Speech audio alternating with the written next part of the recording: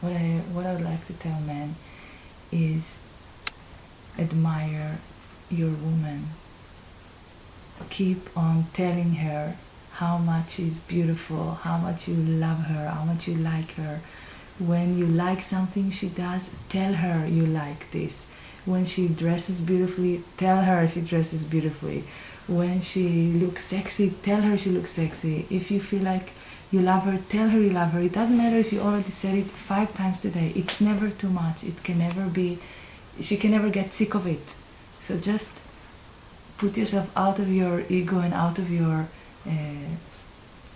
fear of maybe chasing a woman or whatever your ego can feel, and just praise her and adore her and worship her. See her as a goddess, see her as a Shakti. Try to avoid criticism in any way. If you have a criticism, try to do it in a constructive way, like give her constructive feedback. Tell her what you like her to do, not what you don't want her to do. So, like, are there any rules for how to give criticism? What would you suggest? Yeah, first of all, I would suggest for the man to think how important it is for him.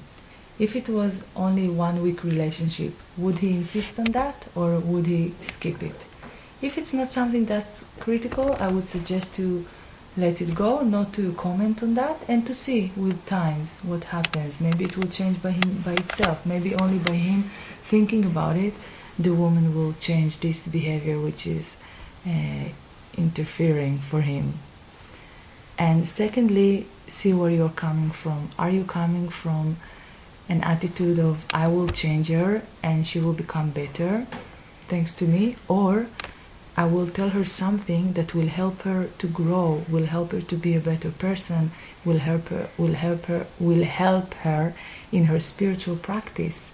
And then once you decide, once you see it's something good for her and it's not only for you and for your own benefits, then you go to her and you tell her this thing in a constructive way, in a beautiful way. You tell her, listen honey, I've seen something and I don't know if you've noticed that, but I think if you notice it will help you in this way. Would you like me to tell it to you? And then you see if she's open for that or not. You don't just throw it on her like a bomb. Hey honey, you did like this and I don't think it's good for you. You know, I really like you and it's not good for your spiritual practice. No, the woman will usually, in most cases, will close down, will not be open for this.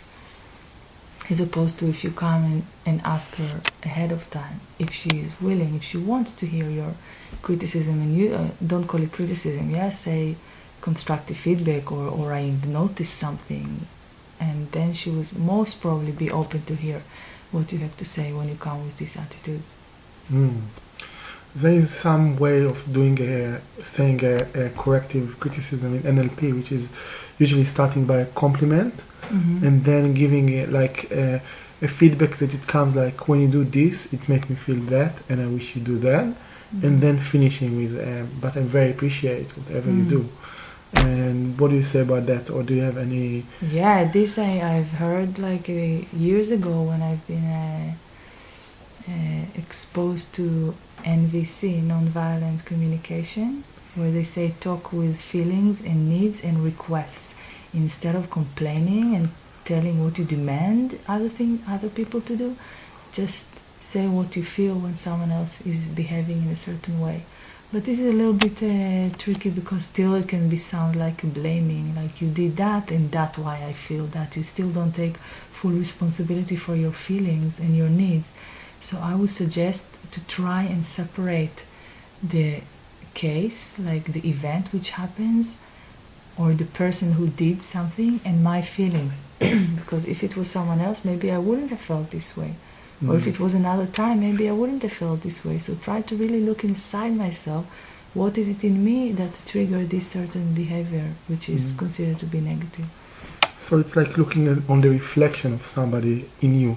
Yes. Like everything that you see in somebody else is basically something inside yourself that needs to be fixed or healed or being understood, or something. Yeah, just something to look at. If I'm interacting with someone, I talk with someone and I get angry, instead of saying, oh, this guy made me angry, or he's such an asshole, or he's a pain in the ass, or whatever, I can try and see, okay, what happens inside of me while talking with this person that triggered this feeling inside myself.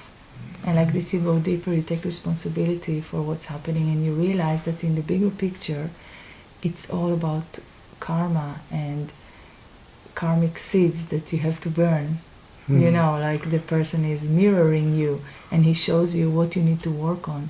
So if someone makes you angry, so to say, or you become angry by interacting with someone else, it means that you still have some work to do, and instead of being pissed off on that person, you can be grateful that this person have shown you that you still have something to work there. And if you were perfectly peaceful and why not enlightened, then you wouldn't feel angry in this interaction. So it's just a mirror.